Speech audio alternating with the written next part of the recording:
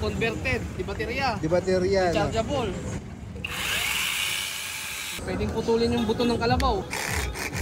Oo nga, no, mga nagbabone marrow. Palagay sa mga nagpapares, oh. Dito sa pwesto ni Boss Nick sa Raon, maraming chainsaw at mga pamputol na kung ano-ano. Tara, alamin natin yung presyo. Ayun, no?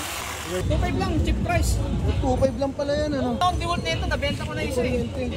Electric. Meron din ng available din electric. yung ano. 2,000 lang.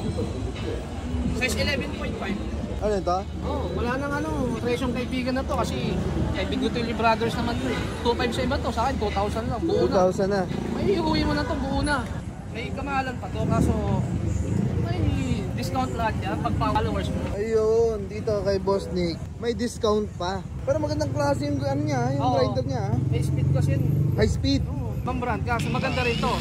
Ito nga daw yung bago ngayon, Flyman. Tapos may speed din siya.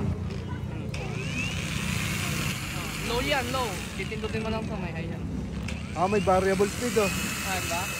Magkano yung ganito? Flyman? 2.8. 2.8. And guys, nandito ako sa may Raon sa pwesto ni Boss Nick. Ayan, oh. Kung naghahanap kayo ng murang-murang mga tools, power tools,